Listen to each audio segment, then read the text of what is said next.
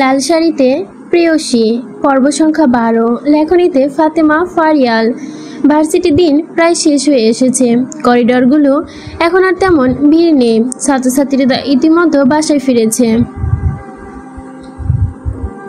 চারদিকে এক অদ্ভুত শান্ত পরিবেশ, কিন্তু সেই শান্ত পরিবেশের মাঝে কমন রুমের ভেতরে যেন চাপা ঝড় উঠেছে।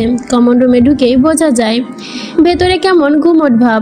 দরজা বাইরে থেকে গার্ডরা পাহারা দিচ্ছে। জানালার ফাঁক দিয়ে ঢোকা আলোর রুমটা আধো অন্ধকার। মাঝখানে কাঠের একটা বেঞ্চের ওপর মাথা নিচু করে দাঁড়িয়ে আছে 4 জন মেয়ে, রিদিতা, অনিকা, আহিয়া আর নীলা, যেন বিচারাধীন আসামি।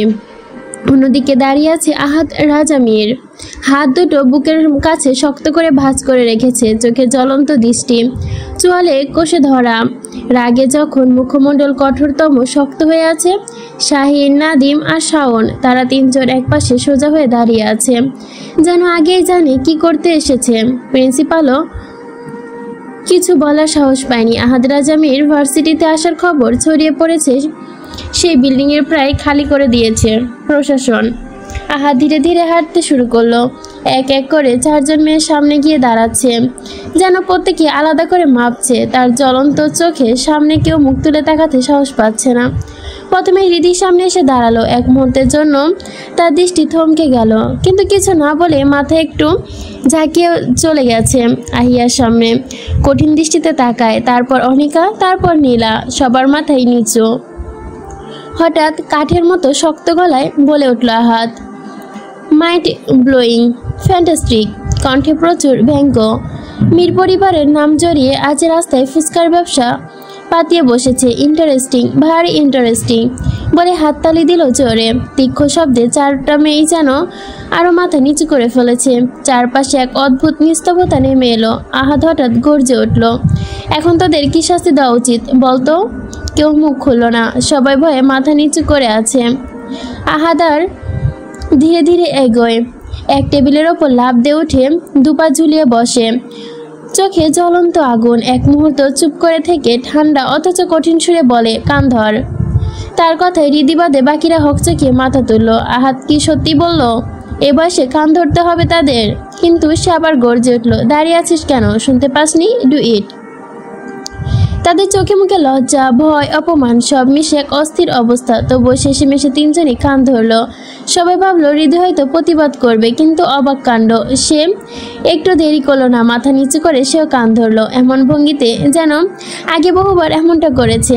অনিকা, আহিয়া আর নীলা চোখ কপালে তুলে একসঙ্গে তাকালো হৃদির দিকে, মুখ কুঁচকানো। এটা কি সত্যি ঘটেছে? এমনকি আহাদও খানিকটা অবাক হলো। ভেতরে এক মুহূর্তেই যেন থেমে গেল, চোখ আটকে গেল হৃদির দিকে। মাথা নিচু করে কান ধরা, নিঃশব্দ, কিন্তু মুখে এক অদ্ভুত সরলতা। বুকের ভেতর হঠাৎ করে একটা মোচড় খেলে গেল। তবুও কণ্ঠ রুদ্ধ করে বলল আহাদ, 20 বার কান ধরে উঠবস করবি, একবারও যেন কম না হয়, কুইক। বলতেই হৃদিতা উঠবস শুরু করলো, মাথা নিচু, শরীর নিস্তেজ, কিন্তু তবুও অনায়াসে আদেশ পালন করছে সে। তাকে উঠবস করতে দেখে বাকিদের চোখ আরো বিস্ফোরিত হয়ে গেল।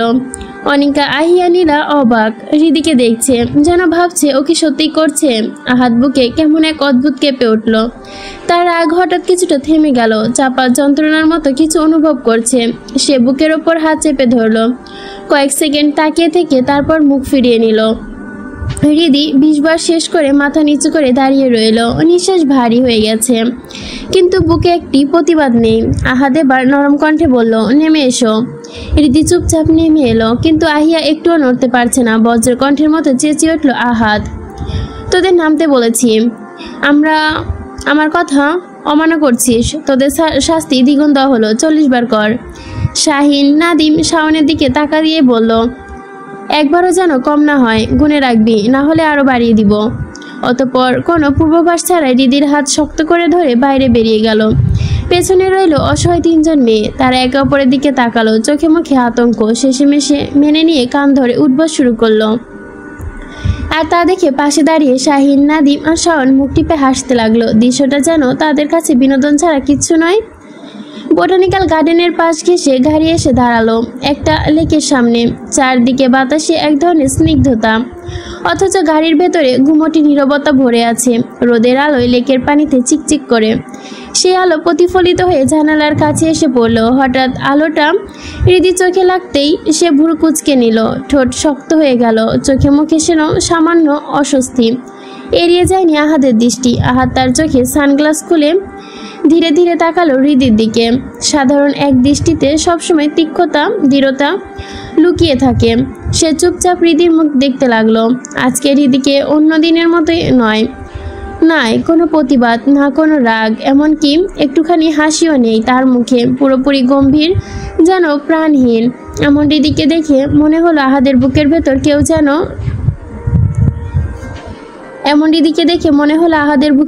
কেউ যেন পাথর ছুঁড়ে মারলো। এক অদ্ভুত চাপা যন্ত্রণা বুকে চেপে ধরলো। সে গলা শুকিয়ে আসতেই ঢোক গিলে নিল। ড্যাশবোর্ড থেকে একটা পানির বোতল টেনে নিয়ে ঢাকনা খুলে হৃদির দিকে বাড়িয়ে বলল। কোনো ভনিতা না করে হাত বাড়িয়ে দিল হৃদি। তার দিকে না তাকিয়ে নিঃশব্দে বোতলটা হাতে নিল। ঠোঁট ছুঁয়ে একটানে খেতে লাগলো। কয়েক যুগ ধরে যেন পানি খায়নি সে। এক চুমুকে অর্ধেক বোতল পানি শেষ করে ফেললো। আবার না তাকিয়ে বোতলটা হাতকে ফিরিয়ে দিল। হাত এক মুহূর্ত সেই স্পর্শকাতরতা বোতলটা দেখতে লাগলো। তারপর নিজের ঠোঁটে সামান্য চেপে এক চুমুকে নিজে বাকি অর্ধেক পানি শেষ করে ফেললো। বোতলটা জানালা দিয়ে ছুঁড়ে ফেলে দিল। হাতের উল্টো পিঠ দিয়ে নাক ঘষে নিল। হৃদির দিকে তাকিয়ে মোলায়েম কণ্ঠে বলল, এই আল্লাহর বান্দি, তাকাও আমার দিকে। হৃদি সরাসরি সামনে তাকিয়ে আছে, যেন কেউ পৃথিবীতে নেই, শুধু সামনে পানির ঢেউ দেখছে। তার পলকও পড়ছে না। আহাদের ভেতরটা হঠাৎ জ্বলে উঠল। তার কণ্ঠ ভারী হয়ে এলো। আমি আমার দিকে তাকাইতে বলছি হৃদি। হৃদি এবার গলার ভেতর শুকনো ঢোক গিলে ফেললো। অতঃপর ধীরে ধীরে মুখ ঘুরিয়ে আহাদের দিকে তাকালো। সোজা চোখে চোখ রেখে দিল তার দৃষ্টি। সেই চোখে এক অদ্ভুত নিস্তবতা আর এক অজানা শান্তি। আহাদ অনেকক্ষণ পর নিচের দিকে তাকিয়ে রইল। অতঃপর ঠান্ডা কণ্ঠে জিজ্ঞেস করলো, কি হয়েছে? হৃদি কোনো ভুরুক্ষেপ ছাড়াই ফিসফিস করে বলল, কিছু না। তাহলে এমন করছো কেন? হৃদি দৃষ্টি সরিয়ে জানালার বাইরে তাকালো। ঠান্ডা স্বরে বলল, এমনিই। আহাদের বুকের ভেতর মনে হলো হালকা হাতুড়ি দিয়ে কেউ পেরেক গাচ্ছে। তবুও ঠোঁটের কোণে শক্তি জমল, কণ্ঠে সামান্য রাগ মিশে গেল। আল্লাহর দুনিয়ায় এমনি কোনো কিছু নেই, এমনিও একটা কারণ আছে। কি হয়েছে সেটা বলো। হৃদি তবুও চুপ, কোনো উত্তর দিল না, শুধু জানালার বাইরে তাকিয়ে রইল। রাস্তার গাছপালার ভেতর দিয়ে হাওয়া বইছে। তার চোখে এক ধরনের শূন্যতা। আহাদের ভেতর দ্বন্দ্বে পড়ে গেল। আমি কি খুব বেশি রূঢ় হয়ে গেলাম? একটু বেশি রুড বিহেভ করে ফেলছি, নাকি আসলে ওর ভেতর অন্য কোনো কারণ আছে? অতঃপর গভীর নিঃশ্বাস ফেলে একটু নরম কণ্ঠে বলল, বাসায় যাবে? হৃদি ধীর স্বরে উত্তর দিল, আহাদ এক মুহূর্ত তার দিকে তাকিয়ে থাকলো। তারপর স্টিয়ারিং ঘুরিয়ে গাড়ি মোড় নিল হৃদির বাসার রাস্তার দিকে। গাড়ির ভেতরে আবারও নেমে এলো নিস্তব্ধতা, শুধু ইঞ্জিনের শব্দ আর বাইরের বাতাসে শোষধ্বনি। মাঝখানে আর চোখে আহাদের দিকে তাকিয়ে দেখে, হয়তো কিছু ভাবে, কিন্তু আহাদ তাকাতেই সে দ্রুত দৃষ্টি সরিয়ে নেয়, যেন কিছুই হয়নি। আহাদ সব কিছু বুঝতে পারছে, তবু কিছু বলল না। শুধু ভেতরে ভেতরে বুকের ভেতরে চেপে আসে তার প্রেয়সীর এমন রূপ সে প্রথম দেখছে। মির হাউসে বিরাট ডাইনিং টেবিলে সবসময়ের মতো যথারীতি সাজানো। টেবিলের মাঝখানে কাচের ফুলদানি, ভরে রাখা তাজা গোলাপ আর লিলির মিশ্রিত তোড়া। সময় তখন রাত প্রায় 11:45। আলোকসজ্জা যেন মৃদু হালকা হলুদ আভায় পুরো ঘরটা অভিজাত্যের মতো গম্ভীরভাবে উঠেছে। চারদিকে শান্ত, শুধু শোনা যাচ্ছে কাঁটা চামচের টুকটাক শব্দ। সেটাও যেন অস্তব্ধভাবে ভারী করে তুলেছে পরিবেশটা। আফরোজা শেখ ধীরে ধীরে কাঁটা চামচ চালাতে চালাতে একবার আদনানের দিকে তাকালেন। আদনান মাথা নিচু করে খেতে ব্যস্ত। আবার চোখ নামিয়ে আনলেন নিজের প্লেটে। আশফাক মীর পাশ থেকে হালিমাকে উদ্দেশ্য করে গম্ভীর গলায় বললেন, তুমিও বসো না হালিমা, দাঁড়িয়ে আছো কেন? হ্যাঁ, এই তো বসছি। হালিমা বেগম ধীর পদক্ষেপে এসে পাশে রাখা চেয়ারটা টেনে বসলেন। রান্নাঘর থেকে পরিচালিকা বানু আর ঋতু পর খাবার এনে সাজিয়ে রাখছে। কারো মুখে কোনো শব্দ নেই। ঠিক তখনই সিঁড়ি বেয়ে নেমে এলো আহাদ। ধীরে ধীরে টেবিলের এক পাশে গিয়ে নিজেই নির্দিষ্ট চেয়ার টেনে বসলো। তার পায়ের শব্দ যেন টেবিলের চারপাশে শীতল হাওয়া বইতে শুরু করলো। চুপচাপ বসে থাকা সবাই এক মুহূর্তে যেন তাকালো তার দিকে। কিন্তু সবচেয়ে বড় ধাক্কাটা খেলো আহিয়া। আহাদকে দেখে তার গলায় খাবার আটকে গেল। হঠাৎ হেঁচকি উঠে গেছে। আজকের ঘটনা মনে পড়তেই ভয় একের পর এক হেঁচকি উঠছে তার। আদনান দ্রুত উঠে এসে আলতো হাতে তার পিঠে হাত বুলিয়ে দিল। ধীরে ধীরে শ্বাস নে, রিল্যাক্স, সব ঠিক হয়ে যাবে। কিন্তু এতে উল্টো আরও বেড়ে গেল। আহিয়ার মুখ লাল হয়ে উঠেছে আদনানের স্পর্শে, গলা শুকিয়ে যাচ্ছে। আফরোজা শেখ বিরক্তি কণ্ঠে বলল, খাওয়ার সময় মন কোথায় থাকে? এখন পর্যন্ত খাবারটাও ঠিকমতো খেতে শিখতে পারলে না। আদনান দু আঙ্গুল দিয়ে নাক চেপে ধরে বলে, মুখ দিয়ে নিঃশ্বাস নে। কয়েকবার ঘন ঘন নিঃশ্বাস নিল আহিয়া। আহাদ জিজ্ঞেস করলো, এখন ঠিক আছিস? আহিয়া আবার একটা হেঁচকি নিয়ে মাথা নাড়ে, অর্থাৎ সে ঠিক আছে। তারপর কয়েকবার হেঁচকি দিতেই আহাদ গম্ভীর কণ্ঠে ঠান্ডা দৃষ্টি ছুড়ে দিয়ে বলল, একটা থাপ্পড় খেলে অটোমেটিক্যালি তার হেঁচকি বন্ধ হয়ে যাবে। তার ঠান্ডা অথচ কেটে যাওয়া কণ্ঠে টেবিলের পরিবেশটা হিম হয়ে গেল। আহিয়ার চোখে বিস্ফোরিত হয়ে তাকিয়ে রইল আহাদের দিকে। সেই ভয়ের মধ্যে হঠাৎ তার হেঁচকি থেমে গেল। আদনান এবার বিরক্ত হয়ে রাগী ঠোঁটে ঠোঁট চেপে তাকালো আহাদের দিকে। অতঃপর হাত বাড়িয়ে টেবিল থেকে একটা পানির গ্লাস তুলে এনে আহিয়ার সামনে ধরল। পানিটা খেয়ে নে। আহিয়া তাকিয়ে রইল শুধু গ্লাসের দিকে, যেন স্পর্শ করার সাহস পাচ্ছে না। আদনানের কণ্ঠ এবার মোলায়েম হয়ে এলো, তাকিয়ে আছিস কেন? ধর গ্লাসটা। দ্রুত হাত বাড়িয়ে আহিয়া গ্লাসটা নিল। এক নিঃশ্বাসে পানি খেয়ে নিল। তার বুক ওঠানামা করছে, চোখ ভিজে গেছে, তবে এখন একটু স্বাভাবিক। আদনান ধীরে ধীরে বসে পড়ল নিজের চেয়ারে, বিরক্তিতে চোখে রেখেই তাকিয়ে আছে আহাদের দিকে। দুই ভাইয়ের মধ্যে নীরব রেশারেশি টেবিলের প্রতিটি মানুষ টের পেল। আবার নিস্তব্ধতা নেমে এলো চারদিকে। হঠাৎ আহিয়ার দিকে, একবার আহাদের দিকে। কিছু একটা ভেবে আহাদ খাবার রেখে শরীরটা আসফাক মিরের দিকে ঘোরালো। তার তীক্ষ্ণ দৃষ্টি ক্ষীণ হয়ে উঠল। আঙ্গুল দিয়ে চিবুক ঘষতে ঘষতে যেন গম্ভীর ভঙ্গিতে বলল, চাচু, আমাকে দেখতে কি ভয়ঙ্কর লাগে? তার হঠাৎ এমন উদ্ভুত প্রশ্ন সবাই থমকে তাকালো। চামচের শব্দ থেমে গেছে। হালিমা বিস্ফোরিত তার দিকে তাকিয়ে আছে। আফরোজা শেখ ভুরু কুঁচকে ফেললেন। আসফাক মীর ধীরে ধীরে কাঠখট্ট গলায় বললেন, না, সুলাইমান শাহ পীর সাহেব আউলিয়া আব্দুল গাজীর নাতির মতোই লাগে। সুলাইমান শাহ পীর সাহেব আউলিয়া আব্দুল গাজী সাহেবের নাতির মতোই লাগে। কথাটা শুনে আদিল আহিয়া মুখে হাত দিয়ে হালকা হেসে ফেলল। কিন্তু আহাদ সিরিয়াস ভঙ্গিতে ভুরু কুঁচকে প্রশ্ন করলো, এইটা আবার কে? আসফাক মীর কঠিন কণ্ঠে লিপ্তভাবে বলল, আমি জানি না বলে হালকা বিদ্রুপের হাসি ছুড়ে দিল। আহাদ এবার চোখে মুখে বিরক্তি শক্ত কণ্ঠে গর্জে উঠল, ফান করতেছ আমার সাথে? একদমই না, আমি সিরিয়াস। চাচু ইউ গর্জে ওঠে এক ঝটকায় চেয়ার ঠেলে উঠে দাঁড়ালো। টেবিল কেঁপে উঠল তার ভারকেন্দ্রিক শক্তিতে। গটগট করে সিঁড়ি বেয়ে ওপর উঠে গেল। শব্দেই পুরো হলরুম গম গম করে উঠল। হঠাৎ আমজাদ মীর খাওয়া বন্ধ করে মুখ মুছলেন। অতঃপর সবাইকে শুনিয়ে ঠান্ডা গলায় বললেন, হ্যাঁ, আচরণ করবে হায়নার মতো আর চেহারা চাইবে মাছরাঙ্গার মতো। কথাটা শুনে সবাই হালকা হেসে ফেলল। তবে আদনানের মুখের ভঙ্গি একটুও বদলায়নি। সে নিজের মতো চুপচাপ খেতে ব্যস্ত। আর চোখে একবার আফরোজা শেখের দিকে তাকিয়েই চোখাচোখি হলো। নজর ফিরিয়ে আবার খাবার টেবিলে মনোযোগ দিল। ঘড়ির কাঁটা তখন রাত 3টার কাছাকাছি। বাইরের দুনিয়া নিস্তব্ধ, চারপাশে যেন অচেনা শূন্যতার ভার। মাঝে মাঝে শুধু ঘড়ির কাঁটা টিকটিক শব্দ কানে আসছে, আর দূরের কোথাও কুকুর ডেকে ওঠা সেই নিস্তব্ধতাকে ভেদ করছে। হৃদিতার চোখে ঘুম নেই। বারবার চেষ্টা করেও চোখের পাতা যেন এক হচ্ছিল না। মনের ভেতর এক অদ্ভুত অস্থিরতা। আজকের দিনের ঘটনাগুলো বারবার মাথায় এসে নাড়া দিচ্ছে। সে চেয়েছিল আজ যেন কোনো বিপত্তি না ঘটে, কোনো তামাশা না হয়, কিন্তু ভাগ্য, সে আবারও অঘটন ঘটিয়ে ফেলল। তার জন্য শুধু সে নয়, তার বান্ধবীরাও শাস্তি পেল। এই এক অপরাধে হৃদিতার বুকটা কেমন জানি করে উঠছে। সে পাশে রাখা ফোনটা তুলে নিল। সারা সন্ধ্যা থেকেই ফোন বন্ধ ছিল। এটা তার পুরনো অভ্যাস। মন খারাপ হলেই নিজের ফোনটা নিজের পৃথিবীতে ডুবে যায়। বাইরের সাথে তার কোনো যোগাযোগ রাখতে চায় না। ফোনের স্ক্রিন অন হতে ফ্ল্যাশ লাইটের আলোতে ঘরটা ম্লান হয়ে উঠল। ফেসবুকে ঢুকতে আহাদ রাজার একটা ছবি বের করলো। অফ হোয়াইট স্যুট পরা কালো গাড়ির পাশে অদ্ভুত ভঙ্গিতে হেলে দাঁড়িয়ে পড়ে আছে সে। ছবিতে দৃষ্টি যেন কেটে ঢুকে যাচ্ছে হৃদয়ে। হৃদি শূন্য চোখে তাকিয়ে রইল সেই ছবির দিকে।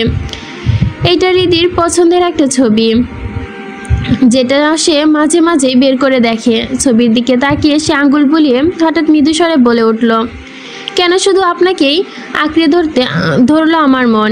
এই বিশাল দুনিয়ায় কি আর কোনো পুরুষ ছিল না? নিজের বোনা জালে নিজেই ফেসে গেলাম আমি, যেখান থেকে চাইলেও বের হতে পারবো না। আর না আমি চাইবো। তার বুক ভারী হয়ে গেল। একটা দীর্ঘশ্বাস ফেলে ফোনটা বুকের ভেতর চেপে হাত পা ছড়িয়ে দিল। দু চোখের পাতা বন্ধ করতেই বুকের ওপর রাখা ফোনটা কেঁপে উঠল। চমকে উঠল হৃদিতা। ফোন হাতে নিতেই স্ক্রিনে ভেসে উঠল আহাদের নাম্বার। হৃদির বুক ধরফর করতে লাগলো। হঠাৎ আহাদের কল, তাও আবার রাত 3টায়। একরাশ ভাবনা মাথায় ঝড় তুলল। কাঁপা কাঁপা আঙ্গুলে রিসিভ করে ফোন কানে চেপে ধরলো, কিন্তু ওই পাশ থেকে কোনো শব্দ এলো না। হৃদিতা মোলায়েম কণ্ঠে প্রায় ফিসফিসের মতোই বলল, হ্যালো। চুপ।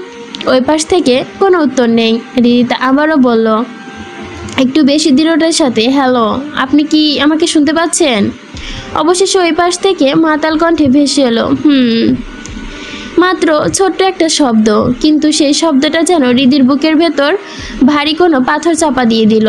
সে নিজেকে সামলে নিয়ে বলল, তাহলে কিছু বলছেন না কেন?